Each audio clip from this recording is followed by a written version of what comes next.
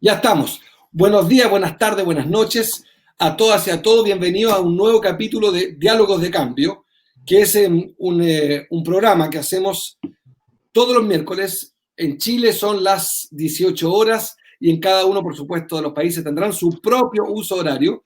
Y hoy día tenemos un desafío, un tema que además está de actualidad en un país que tiene muchas dimensiones, industrial, parte del debate mundial, geopolítico, y al mismo tiempo un país que conoce pobreza. En esa mezcla de cosas, la Colombia que tanta inspiración produce en el sur del mundo, en América del Sur, tenemos hoy día dos super invitados para hablar del proceso de paz, su alcance internacional, lo que va a venir y, por supuesto, este virus joven, mutante, desconocido, que también vamos a tener que abordarlo desde la perspectiva colombiana. Recordar que este programa se da en el Facebook del Grupo de Puebla, junto a la Fundación Perseo Abrao en Brasil, Corporación Escenarios en Colombia, Fundación Progresa en Chile, en todas partes. Vamos a estar leyendo sus comentarios, sus invitaciones. Saludo a uno de los grandes fundadores, quizás el motor del Grupo de Puebla, que es el presidente Samper, a quien yo sigo hace décadas y conozco hace poco, pero que quiero muchísimo, y que es, como ya dijo, un gran motor. ¿Quién tenemos hoy día?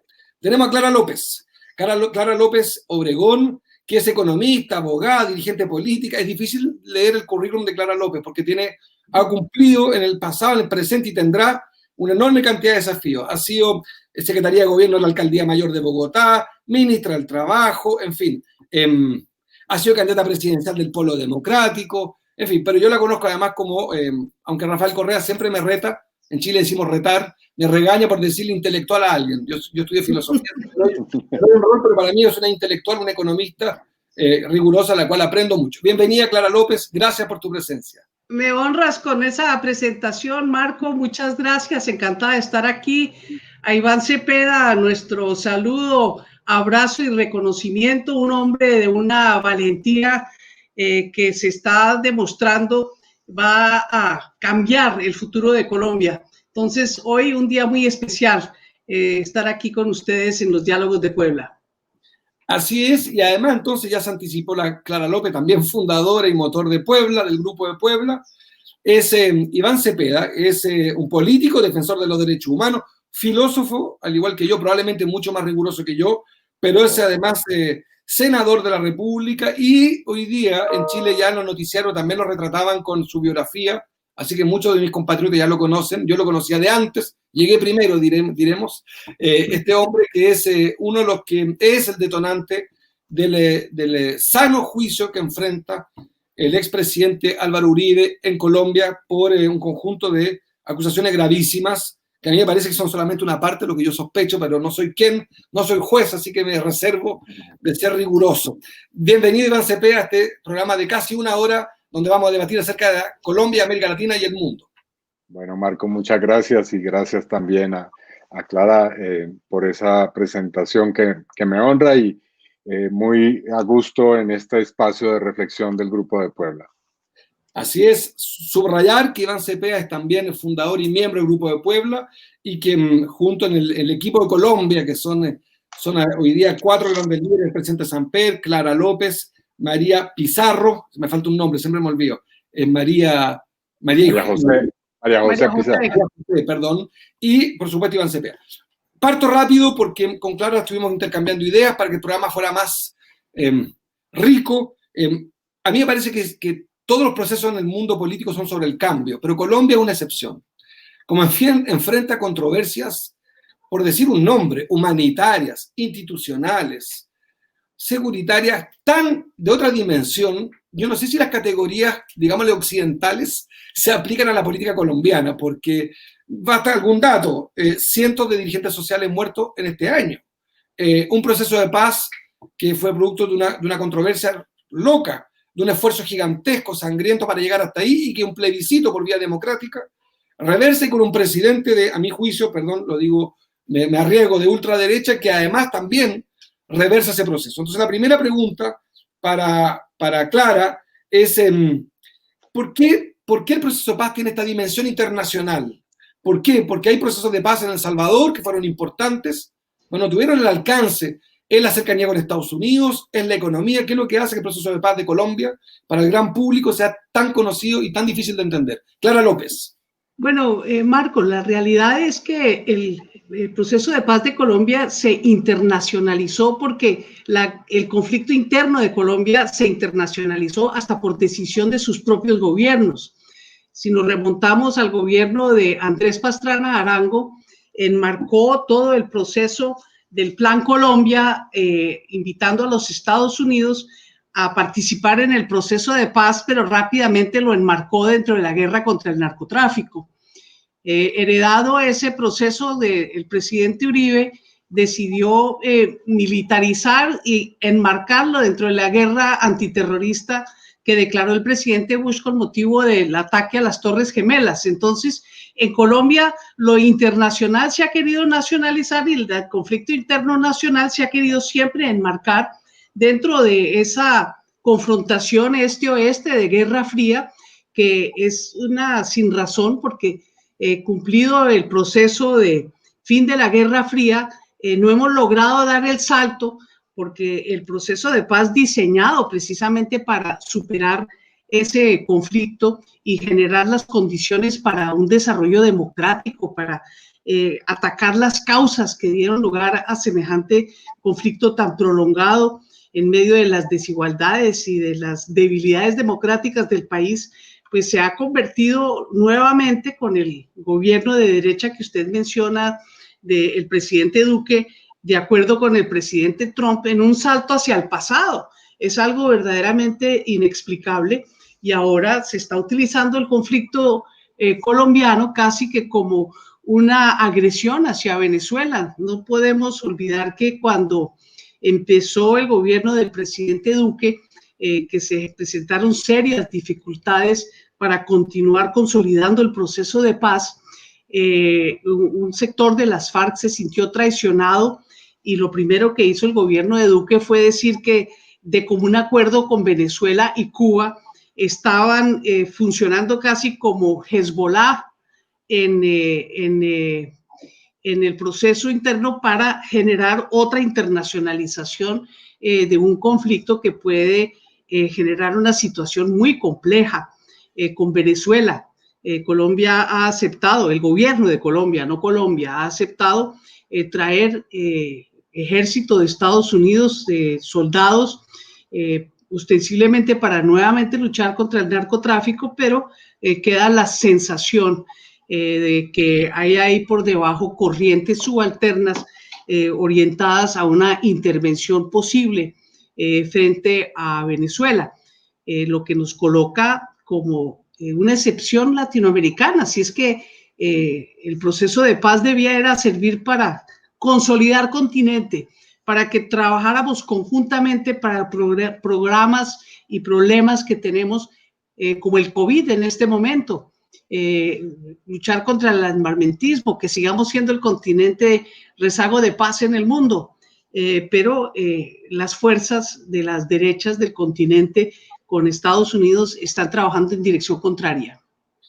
Gracias, Clara. Iván, tú eres, entiendo, es la petición de casa por cárcel, de cárcel por casa al expresidente Álvaro Uribe, es producto de un proceso judicial que tú inicias y después sería interesante que nos contaras un poco cómo te involucra a ti este nuevo episodio judicial para el presidente Uribe. Pero agrego una pregunta. ¿Qué lección para América Latina y el Caribe uno debiera considerar, una o dos lecciones, a partir de este tortuoso proceso de paz, como decía Clara, la evidentemente vecindad norteamericana, con un ejército colombiano que al igual que en Chile da la impresión que ha perdido enorme cantidad de prestigio? Iván, ¿cuál es tu vínculo con el tema en el judicial? ¿Cuál es la lección para América Latina y el Caribe? ¿Qué podemos aprender hoy día? Bueno, gracias, Marco. Voy a invertir un poco el orden y señalar primero sobre cuál es el rol que tiene el proceso de paz colombiano hoy en un país que paradójicamente, como se ha señalado, ostenta el título de ser una democracia con una amplia tradición y al mismo tiempo un régimen absolutamente autoritario y militarista. Es precisamente ese el asunto. La pregunta aquí es cómo una democracia puede tener en su seno una guerra que se prolonga medio siglo o más de medio siglo. Y la respuesta es que precisamente una democracia insuficiente, limitada, como se ha dicho, de baja intensidad, puede ser peor incluso que un régimen dictatorial abierto. Y esa es una lección importante. La apariencia, el guardar las apariencias, le ha servido a Colombia para cultivar de las peores tradiciones y ha sido la forma de convertir nuestro país en un laboratorio de las peores violaciones de derechos humanos, los peores modelos autoritarios y para un ataque despiadado contra el campesinado, contra las zonas rurales donde están los pueblos indígenas, afrodescendientes, que se prolonga hasta ahora. Por lo tanto, la lección esencial o las lecciones de ese proceso están contenidas en el acuerdo al que se llegó en el año 2016. El acuerdo de paz es un acuerdo que tiene reformas de carácter social importantes, una reforma rural integral, una reforma democrática y un nuevo tratamiento al problema del narcotráfico, que es un problema esencial para países como Colombia y otros países centroamericanos y también de la zona andina, para decir algunos de los que estamos involucrados en ese asunto tan grave. Es un acuerdo de paz que contiene un enfoque central, que es el enfoque de víctimas, contiene una nueva forma, un nuevo modelo de justicia transicional sobre el cual podríamos hablar, contiene un enfoque, es el primer acuerdo en el mundo que contiene un enfoque transversal de género, en el cual los derechos de la mujer deben ser tenidos en cuenta en cualquiera de las medidas que se tomen con relación al acuerdo de paz, y contiene también un enfoque territorial, que quiere decir una nueva manera de interpretar las zonas rurales en Colombia. Bueno, pero se dirá, eso es la teoría, y la práctica, ¿cuál es? Bueno, el otro aspecto esencial es que un proceso de paz debe ser un proceso de democratización, un proceso democratizador. Y si bien tenemos graves problemas en la implementación del acuerdo, lo que yo creo que es fundamental en estos 4 años que llevamos de implementación es que el acuerdo de paz ha sido un detonante para una serie de hechos políticos novedosos en la vida colombiana. La izquierda por primera vez obtiene una votación tan importante y tan significativa presencia en el Congreso de la República. Por primera vez vemos movilizaciones ciudadanas que en noviembre coincidieron mucho con las que estaban ocurriendo en países como Chile. Y ahora empato con la pregunta que hacías al comienzo, hemos visto un desarrollo de decisiones judiciales inéditas. El hecho de que un expresidente de la República haya sido interpelado por la Corte Suprema de Justicia, colombiana, es sin lugar a dudas, a mi modo de ver, una expresión de que el acuerdo de paz y lo que ha suscitado la ola de fuerzas que ha desatado y también la reconfiguración de fuerzas políticas están ligadas precisamente al significado de la lucha por la paz, que es una lucha esencialmente democrática en Colombia. Por lo tanto, el hecho de que el principal enemigo del proceso de paz, el expresidente Álvaro Uribe, quien, como tú decías, tiene un largo prontuario judicial, pues ayer por primera vez sea interpelado y para quien se imponga una medida privatoria de la libertad, es significativo de que en Colombia las cosas están cambiando. No suficientemente, todavía con muchas dificultades, pero creo yo que el papel del proceso de paz hay que valorarlo no solamente en el cumplimiento de cada una de las cláusulas y de los acuerdos, sino también en los efectos políticos que está teniendo sobre la sociedad colombiana. Y por eso es que, con esto termino esta respuesta, hay sectores tan interesados en sofocarlo, por eso es que tiene un lugar de debate tan intenso en la realidad política del presente en Colombia. Gracias, querido Iván. Recordar a los que se están sumando, hay mucha gente. Estamos con Iván Cepeda, senador colombiano, y con Clara López, economista, candidata presidencial, miembro también ambos del Grupo de Puebla, este grupo de acción y reflexión progresista. Hay preguntas en Facebook. Saludo a René Ortiz de México, de Morena, a Carlos Sotelo, que también que fue senador del PRD, pero de Morena también. Así que hay muchos dirigentes mexicanos, sé que hay muchos periodistas Bienvenida, bienvenido. Vamos a leer sus preguntas, aparecen algunas. Clara, para cerrar, no sé si se puede cerrar, porque es muy complejo el proceso de paz, pero ¿qué chance tiene un proceso de paz con un presidente que no está a favor? En la monarquía latinoamericana, ¿cómo te explicas?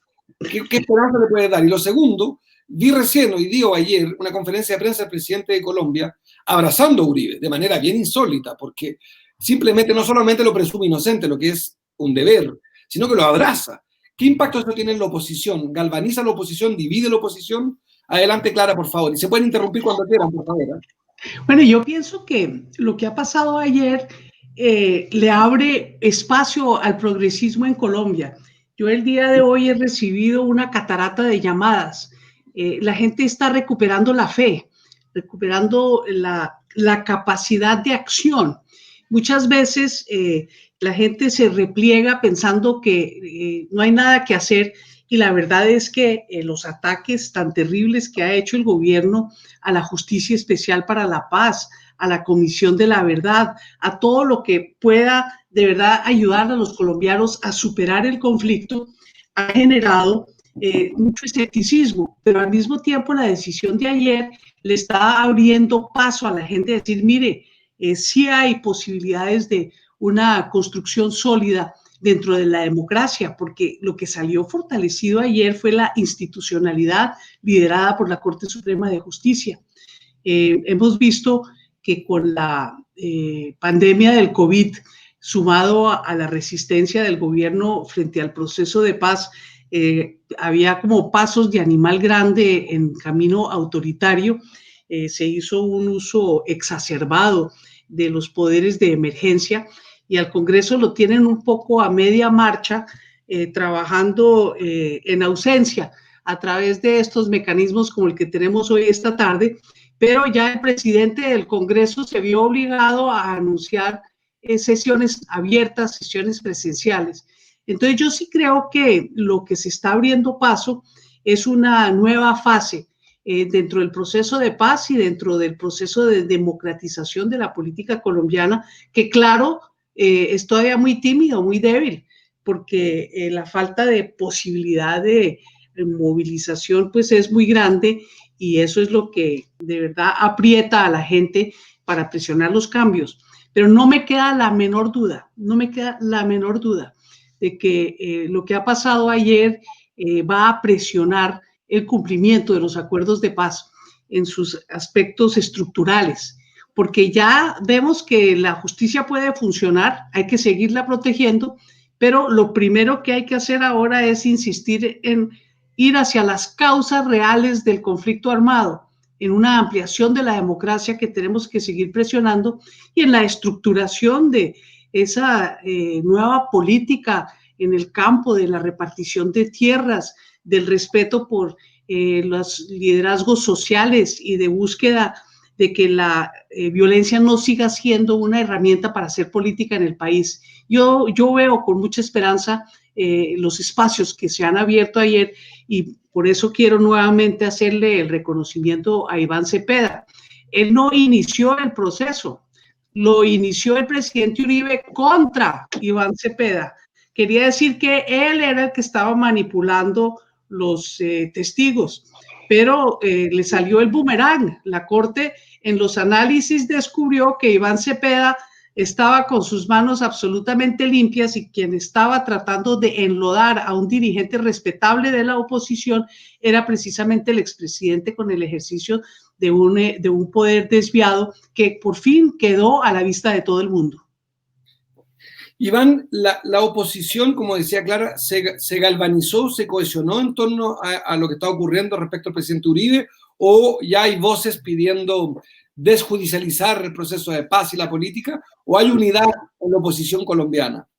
Yo creo que se está forjando esa unidad, y lo que hay es un esfuerzo muy grande de parte de la derecha para cerrar la Corte Suprema de Justicia. Están hablando de una constituyente para reformar las cortes en Colombia, pero obviamente lo que quieren es cerrar la Justicia Especial para la Paz, la Justicia Transicional y la Corte que está juzgando al expresidente Uribe. Pero el progresismo se está galvanizando, y yo creo que ahí es donde tenemos que centrar todos nuestros esfuerzos. No podemos permitir nuevamente que los uribistas vayan a ganar el próximo proceso electoral.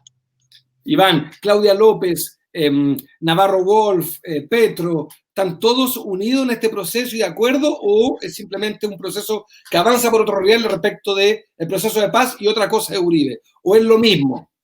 Yo creo que hoy tenemos en Colombia las piezas del rompecabezas listas para poder armar la solución.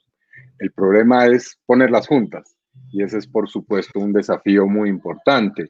Yo creo que tenemos sectores progresistas, democráticos, en la izquierda, en el centro político, que tienen hoy fuerza en distintos niveles y en distintos espacios geográficos y sociales.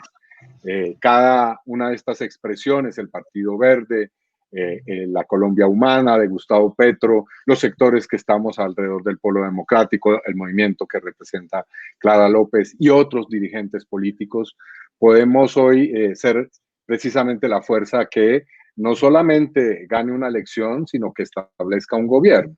Aquí el problema no es solamente que podamos lograr reunir los votos necesarios, sino que logremos un programa, que logremos una idea de gobierno que nos permita no solamente llegar al poder, como se dice, sino sobre todo mantenernos y crear una nueva forma de poder. Pero más allá de estos sectores que son importantes de la política institucional, yo quiero destacar que en Colombia tenemos otros factores que son fundamentales y destaco algunos de ellos, los movimientos sociales, por ejemplo, que no actúan en la lógica de los partidos políticos y que tienen una presencia territorial y en distintos lugares de la sociedad que es muy importante, el movimiento estudiantil, los movimientos campesino, indígena, afrodescendiente, el movimiento feminista que está adquiriendo una presencia cada vez más importante. Pero además de eso, quiero destacar una tradición democrática del Poder Judicial en Colombia. En muchos países el Poder Judicial se ha prestado para atacar las alternativas progresistas y ha servido como un instrumento para destruir o intentar destruir procesos progresistas. En Colombia tenemos una tradición que vale la pena poner ahí y que se parece un poco a la italiana, de unos jueces de manos limpias, es decir, de unos jueces que han enfrentado a la mafia, que se han enfrentado a lo peor de la política y que han logrado construir, incluso a altísimos costos. En Colombia tenemos el hecho de que han sido asesinados fiscales, magistrados, en el año 1985, después de un asalto de la entonces guerrilla del M-19, toda la Corte Suprema de Justicia pereció en la retoma militar que hizo el ejército de ese Palacio de Justicia. Bueno, todo eso nos ha creado una tradición de jueces, de magistrados que defienden la Constitución, que defienden la democracia, que defienden los derechos humanos y que han ido creando una tradición jurisprudencial que vale la pena poner ahí. Es decir, la justicia también puede ser y debe ser un instrumento de cambio social y político. Y quiero llamar la atención sobre eso porque en otros países latinoamericanos tenemos una experiencia distinta y creo que esta es una contribución que podemos decir desde Colombia. Así que ese conjunto de fuerzas, no solamente las que lideramos desde los partidos políticos, sino ese amplio espectro de fuerza puede conformar lo que este pensador que tanto queremos, Antonio Gramsci, llamaba un bloque histórico para generar una transformación en Colombia hoy. Desde el sur, del mundo, de América del Sur, tenemos el conflicto democrático en Ecuador, la dictadura boliviana, la crisis social y política chilena, y más al centro tenemos, por supuesto, el desafío del proceso de paz colombiano, la crisis en Haití, pero tenemos Venezuela, de la cual ustedes tienen además una legitimidad adicional, son vecinos.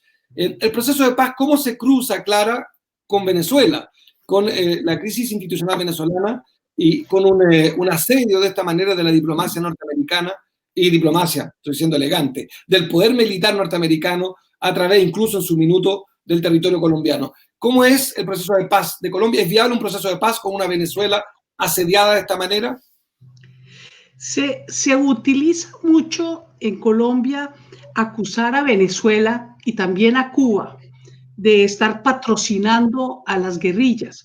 Como ya hay un proceso firmado con las FARC, ahora esa acusación ha pasado a cabeza de un grupo disidente de las FARC que abandonó el proceso porque se sintió traicionado en los inicios de la implementación del acuerdo de paz. Entonces tenemos una situación muy, muy delicada porque se cruza con tratar de revivir ese espíritu de la guerra contra el comunismo, contra lo que queda de gobiernos independientes de la órbita de Estados Unidos en el continente, con lo que ha llamado el señor Bolton la tríada de la tiranía en América Latina, Venezuela, Cuba y Nicaragua.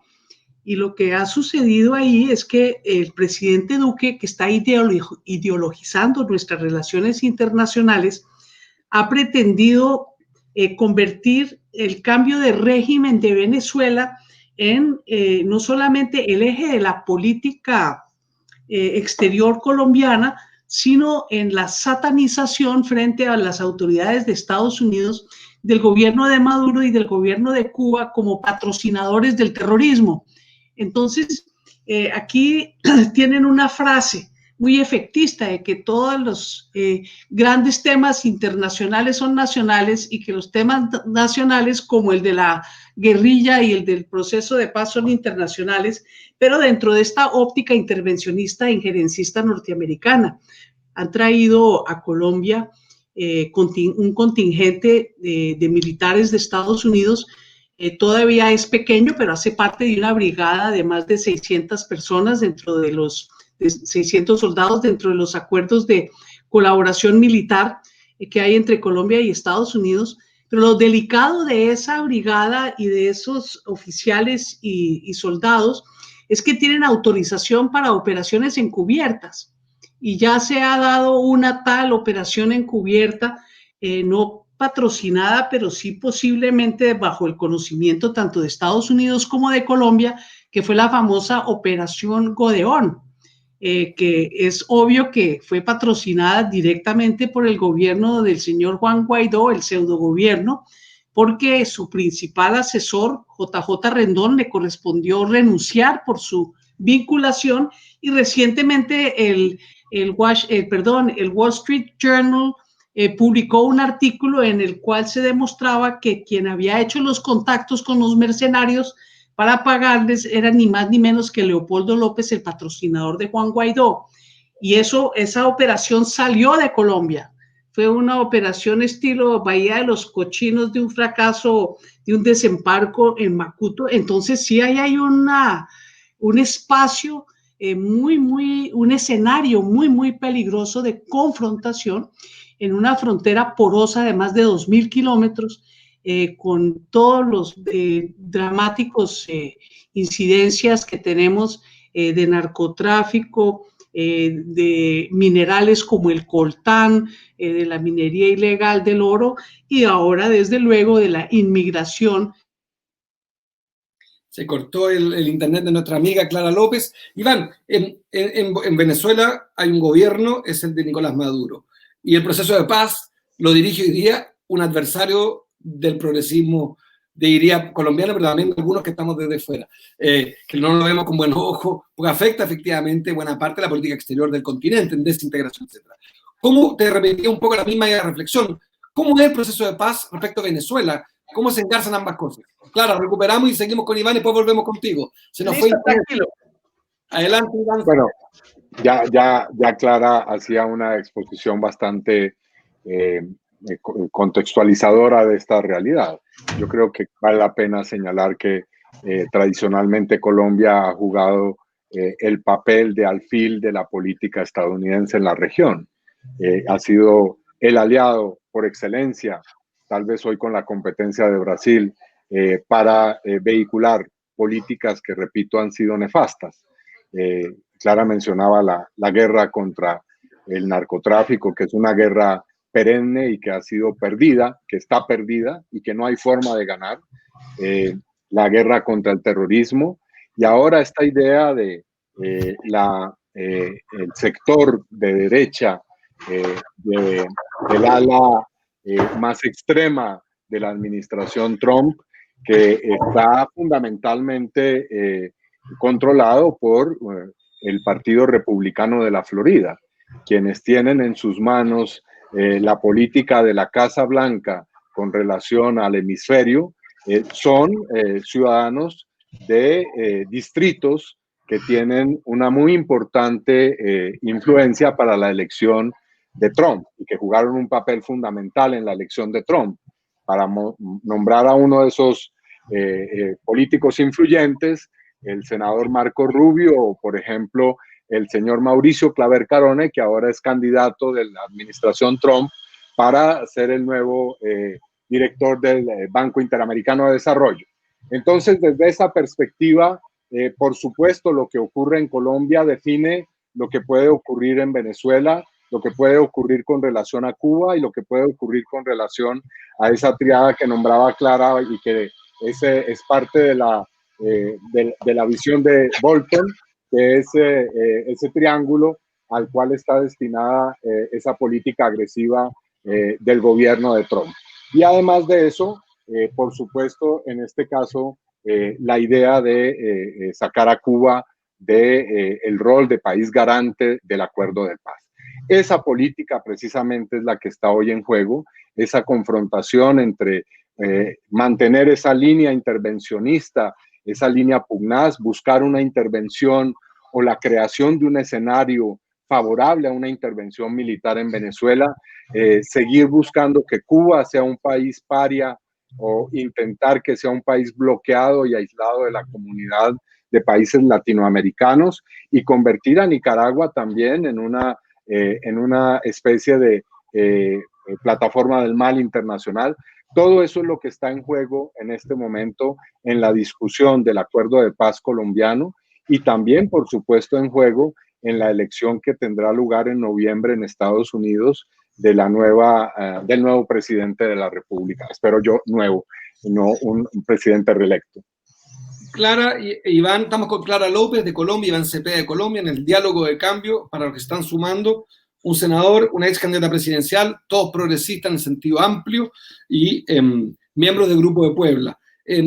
Clara e Iván, si uno revise, porque me puse a revisar un poco las medidas contra el proceso de paz que había hecho, de hecho y de derecho, el presidente Duque, finalmente desproteger a los excombatientes, disminuir los presupuestos para el proceso de paz. Uno podría leer al menos 10, yo recuerdo al menos 10 evidencias de tratar de, en Chile decimos, enflaquecer, adelgazar, debilitar al proceso de paz. Yo pienso que es más fácil ser pesimista que optimista y que hay que ser optimista, que es lo difícil. Y que en América Latina, como decía un escritor, la alternancia es cuestión de vida o muerte. Aquí todo es traumático en esta parte del mundo. ¿Se puede ser optimista en la implementación del proceso de paz, Clara López, Iván Cepeda, o en realidad da la impresión que llevamos unos cuantos años, nosotros por lo menos del sur, viendo con mucha dificultad la complejidad del proceso de paz? O sea, ¿se puede ser optimista hoy, en medio del COVID, en agosto del 2020?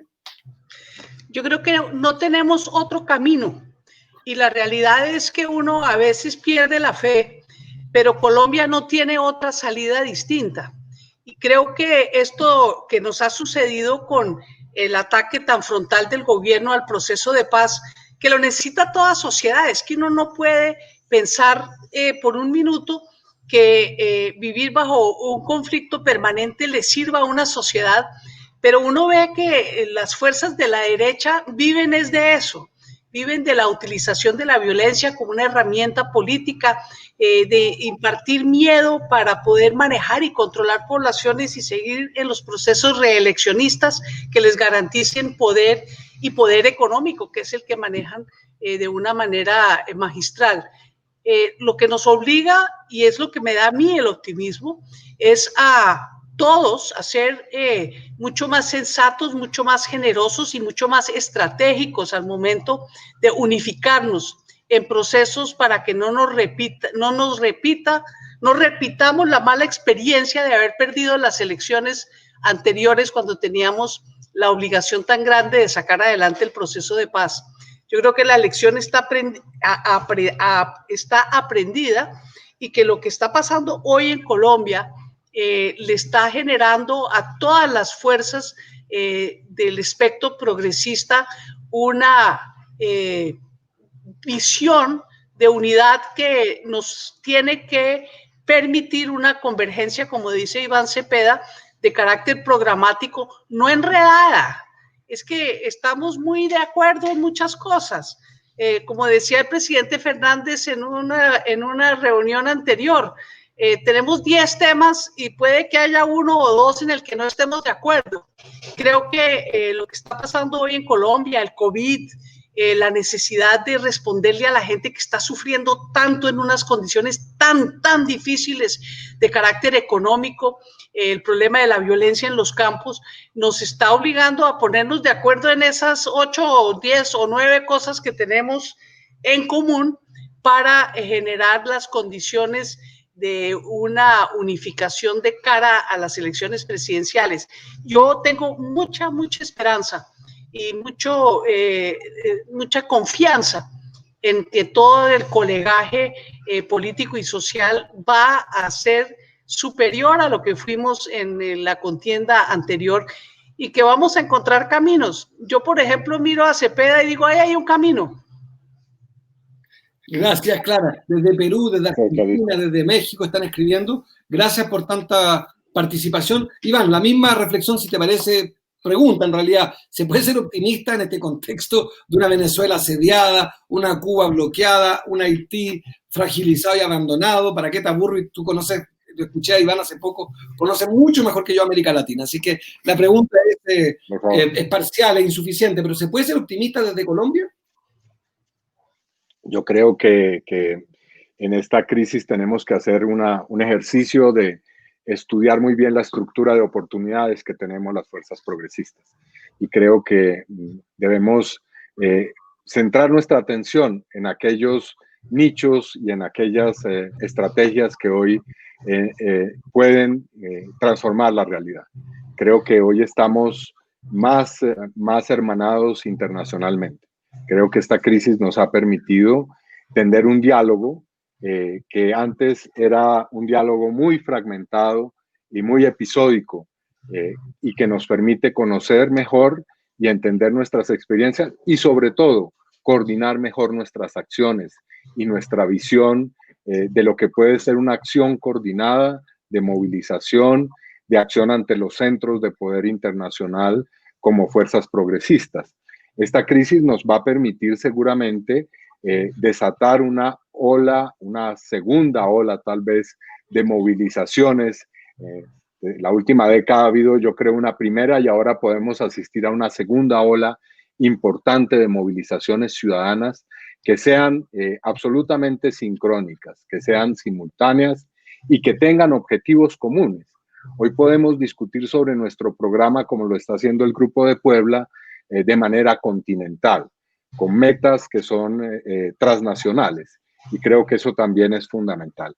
Y por supuesto, yo creo que aquí quien está puesto en severo cuestionamiento es el modelo neoliberal.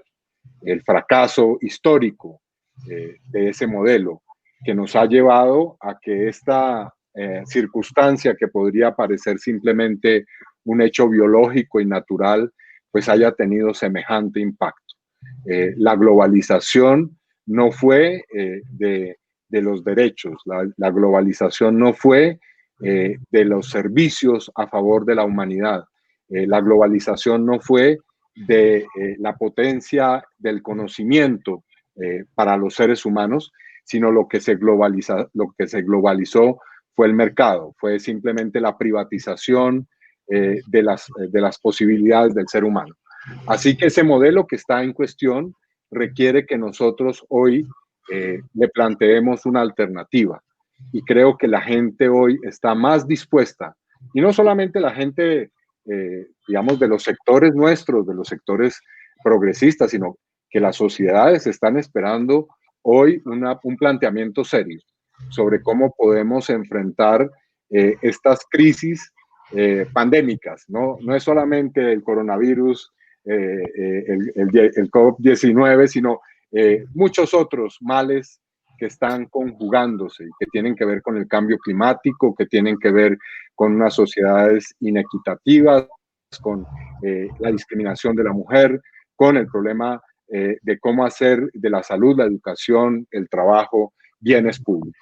Entonces creo que tenemos una inmensa posibilidad, ¿no? No quiero ser en esto un falso optimista o un ilusionista, sino simplemente ver cuál es la estructura, repito, de oportunidades para avanzar en un proyecto transformador.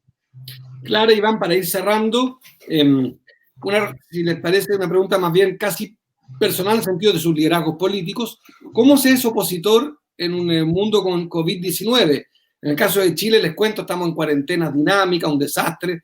Tenemos 15, 14 veces más muertos que Argentina. En fin, desde aquí las cosas se ven críticas. Lo social se ve crítico. Si uno lee por la prensa, en Colombia tienen no más de 4.000 muertos, que es mucho de todas maneras. Cada muerto es un exceso, lo sabemos, pero visto el orden de magnitud, un país de 18 millones de habitantes tiene hoy día 13.000, para ser preciso. ¿Cómo se es opositor cuando está en juego la salud a estos niveles? Con un virus, como ya sabemos todos, asesino, letal, como quieran calificarlo. Clara, ¿cómo se es opositor? Clara López, ¿cómo es la agenda de Clara López desde la oposición en cuarentena? Bueno, nosotros hemos descubierto estos mecanismos del Zoom y de el contacto personal, y quiero decirle que sorprendentemente hemos tenido más contactos ahora que cuando no había pandemia, porque hemos descubierto la telepolítica, y la telepolítica mal que bien permite un contacto muy interesante entre los dirigentes. Nosotros le hemos copiado a usted en la escuela política. Marco, te cuento que ya llevamos 3 meses sin fallar un solo miércoles. Es un verdadero tesoro lo que hemos desarrollado desde el punto de vista de discusión política. Pero de otra parte desmoviliza muchísimo. Colombia venía en un ascenso de movilización popular con las grandes movilizaciones del noviembre del año pasado, que se frenaron en seco, primero por las fiestas navideñas y después no se pudieron levantar. Y desafortunadamente, en vez de la pedagogía que deben hacer los gobiernos progresistas a nivel local, de la movilización dentro de los parámetros de la bioseguridad que sí puede existir, inmediatamente hay algún tipo de movilización o de gente en la calle, sacan la autoridad para mandar a todo el mundo de regreso a sus hogares. Me parece que ese tipo de reacción ha sido muy, muy negativo en la ciudad de Bogotá. Ayer, por ejemplo, pues se querían movilizar los uribistas, se fueron en sus coches, en sus vehículos a hacer su caravana.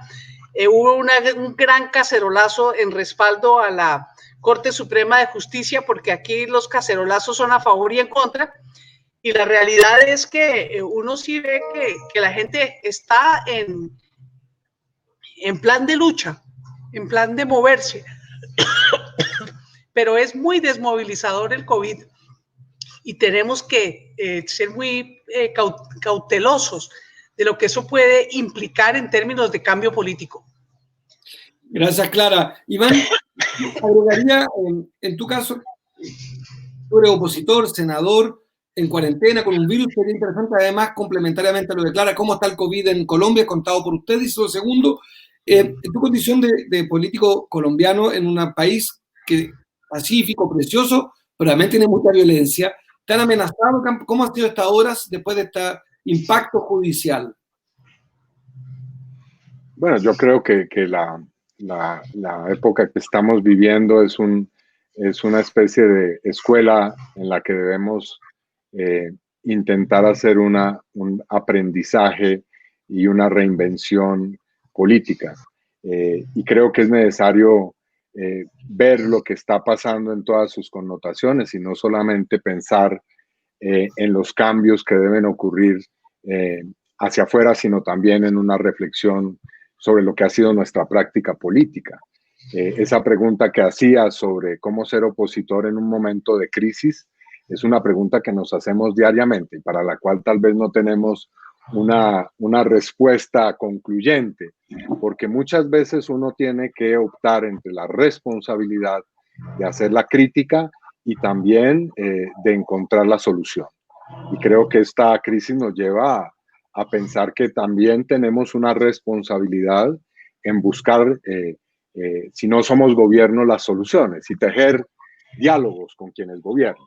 a pesar de que están en posiciones absolutamente antípodas. Por eso la propuesta de la que hablábamos es la de un bloque histórico, no solamente una conversación de una alianza electoral que nos permita, repito, sumar votos, sino de un programa y de un modo de gobernar, que creo que ese es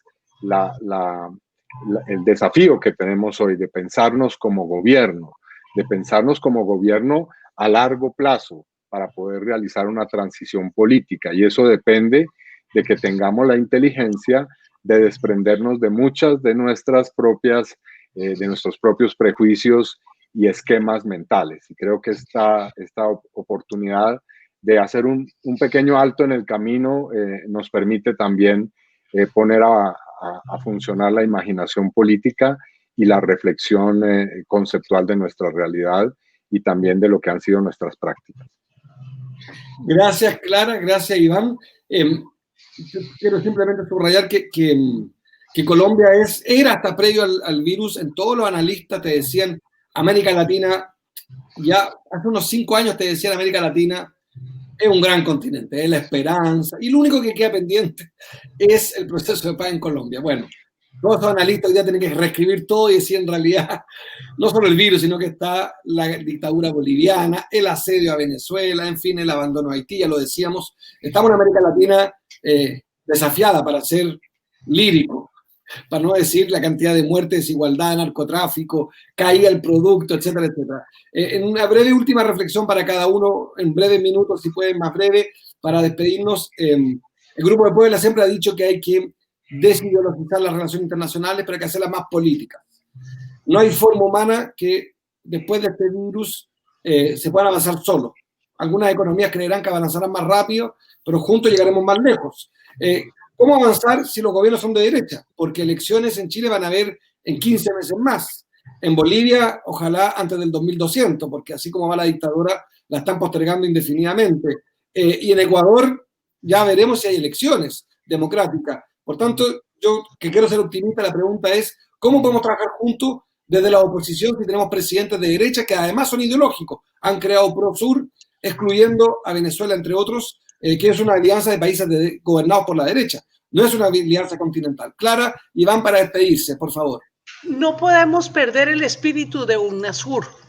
El espíritu de UNASUR, que era una integración no solamente de carácter económico, como puede ser la que están proyectando ahora los gobiernos de derecha, sino por encima de todo una integración de ciudadanías. Yo creo que desde la oposición, desde el progresismo, desde los movimientos sociales, tenemos que seguir construyendo esa idea de integración como un espacio cultural de construcción conjunta, de autonomía y de cohesión en el contexto internacional para hacer propuestas conjuntas. A mí me parece que lo que hemos impulsado, por ejemplo, desde el Grupo de Puebla, de una moratoria consensuada temporal de la deuda externa, desde las ciudadanías libres en oposición a los mismos gobiernos que ni siquiera están pensando que necesitan esos recursos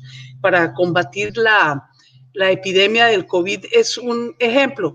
Y yo creo que lo que vamos a tener que hacer es una gran agenda social de América Latina que impulsemos desde los espacios de la movilización social, de la movilización política, como un mecanismo continental y también como un elemento de cohesión interna en nuestros países para la lucha electoral y política.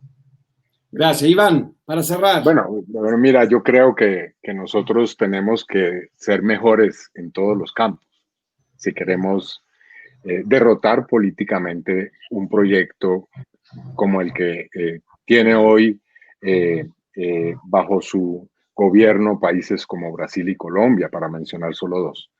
Y somos mejores si le planteamos a la sociedad ideas fuertes, si tenemos ideas profundas.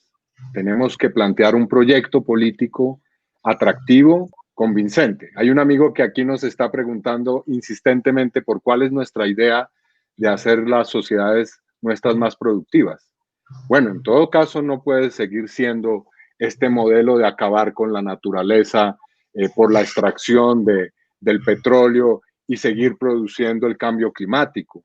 Lo que se llama la transición a las energías verdes, a una economía que esté fundamentada en otras fuentes de energía, tiene que ser una discusión de sociedad, de cómo hacer una propuesta seria en materia de salud, de cómo contrarrestar el modelo privatizador que nos ha traído a esta situación que estamos viviendo hoy, de cómo en una sociedad del conocimiento tenemos que plantear un modelo educativo universal, gratuito, de calidad para nuestras sociedades, un modelo tributario que ponga, como lo decíamos en alguna reunión del Grupo de Puebla, a pagar un impuesto serio a quienes tienen los mayores capitales y a que haya un impuesto progresivo en nuestras sociedades.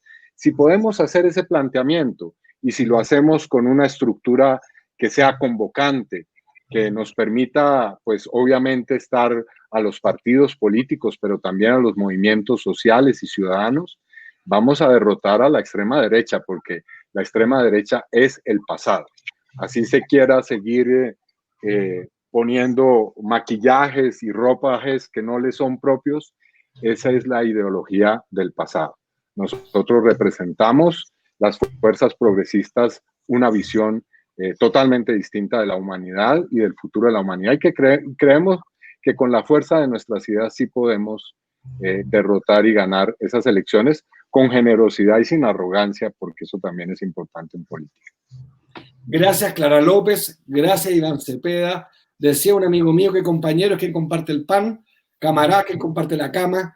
Yo prefiero la definición de Aristóteles, que es más divertida, de que quien tiene pocos amigos es un avaro, quien tiene muchos amigos es un despilfarrador. En Puebla somos siempre sensatos, de sentido común, y tenemos una amistad poblana donde somos muchos y vamos a contradecir a Aristóteles. Los poblanos somos intensos y grandes amigos en el debate. La amistad nuestra se forja en la tensión de las ideas, más que en un diálogo contrastando ideas, en un debate. Muchísimas gracias a todas y a todos por los cientos de comentarios, por tantas preguntas, tantas reflexiones. Vamos a tratar de revisar el Facebook para responderlo. Gracias a las 3 fundaciones. Saludo al presidente Samper, que estuvo conectado, observando y participando del debate. Y de nuevo, éxito, querida Clara, querida compañera, camarada, amiga poblana, éxito en todos tus desafíos, con admiración y amistad. Y a ti, Iván, también éxito en estos días intensos y también en esta construcción unitaria de la oposición. Un gran abrazo a todas y a todos y que tengan buenos días, buenas tardes y buenas noches. Buenas noches, muy honrado de haber